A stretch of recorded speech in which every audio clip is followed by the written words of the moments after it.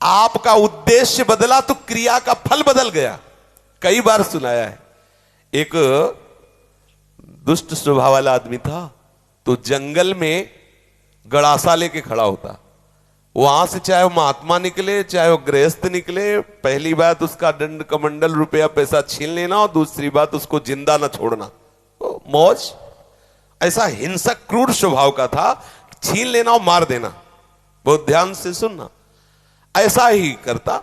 अब एक महात्मा जो बड़े भजनानंदी तपस्वी त्यागी थे, तो ऐसे संतों के दर्शन मात्र से पाप नष्ट होते हैं। संत दरस जिम पातक टरे, बड़े भाग पाइप सत्संगा, विनय प्रयास होई भव भंगा।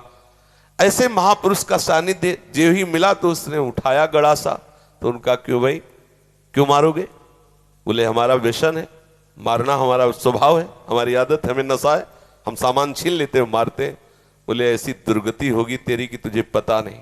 वो तपबल संपन्न थे, वो जो जो बोल रहे थे वो ऐसा लग रहा था कि उसके दिमाग पे लग रहा है। थोड़ी ही देर में संभाषण मात्र, एक तो दर्शन दूसरा संभाषण, तत्काल उसके हृदय में कंपायमान, हृदय में भय पैदा हुआ, चरणों में गिर गया।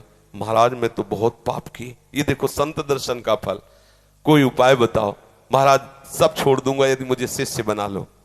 तो उनका तुम्हें ऐसे शिष्य नहीं बनाएंगे, पहले तुम भारत के तीर्थों का अवगाहन करो, जब तुम पवित्र हो जाओगे तब तुम्हें शिष्य बनाएंगे। तुमने बहुत सी हत्याएं की है, बनाएंगे शिष्य, लेकिन पहले भारत के तीर्थों में भ्रमण करो।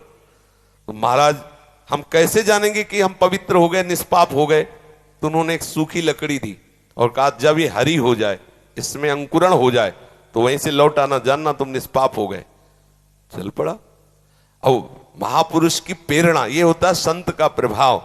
अब वो लकड़ी ली सूखी और चल पड़ा।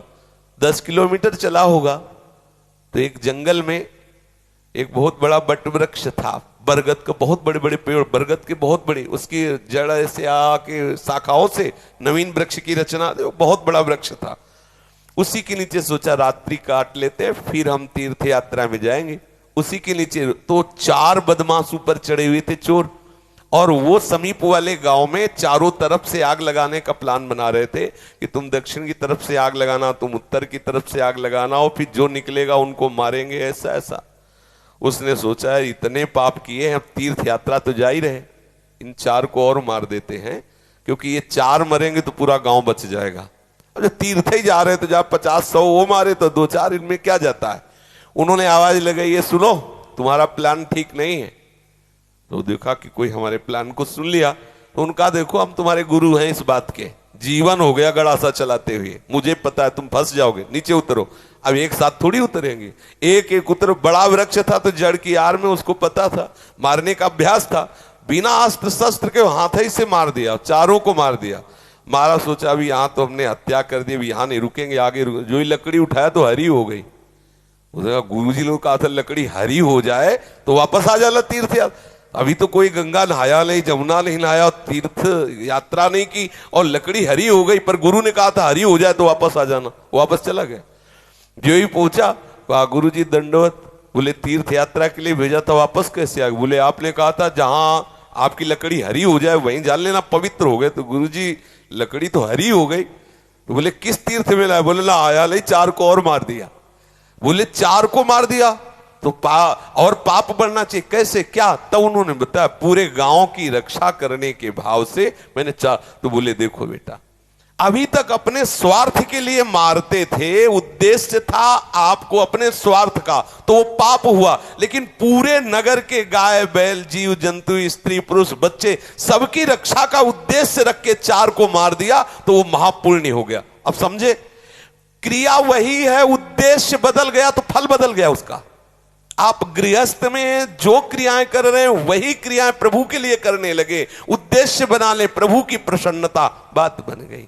सर्वधर्मान परित्यज्य मामेकं शरणं व्रज अहम त्वां सर्व पापेभ्यो मोक्षयिष्यामि मा शुचा। तू चिंता मत कर कि धर्म त्याग का पाप लगेगा, मैं तुझे निष्पाप कर दूंगा, लेकिन तू मेरे चरणों का आश्रय ले ले। हर धर्मों की पूर्ति भगवत प्राप्ति से होती है, और प्रभु के चरणारविंद का आश्रय लेना परम धर्म है। जो धर्म कर्म प्रभु की प्राप्ति में बाधा पहुंचावे तजिए ताहि कोटि वैरिशम, उसे करोड़ों दुश्मन के समान त्याग देना चाहिए। जैसे तजियो पिता प्रहलाद विभीषण बंधु भरत महतारी गुरुबलि तजो कंत ब्रज बनितन, बोले भेमुद मंगलकारी। इसलिए अपने जीवन का लक्ष्य प्रभु प्राप्ति बनाने वाले के लिए हर धर्म भगवत प्रसन्नता के लिए किया जाए, वही हो गया भगवत प्राप्ति का हेतु। समझ रहे? ऐसे कितने महापुरुष देखे गए अपने कुल कर्म को करते हुए भगवत प्राप्त हो गए, क्योंकि वो प्रभु की प्रसन्नता के लिए किया। अभी क्या करते हैं हम, जो भी करते हैं अपने सुख के लिए करते हैं, अपनी राजी के लिए करते हैं, और भक्त प्रभु की राजी के लिए करता। क्रिया वही है, उद्देश्य बदल गया, उसका फल बदल गया। समझ गए आप?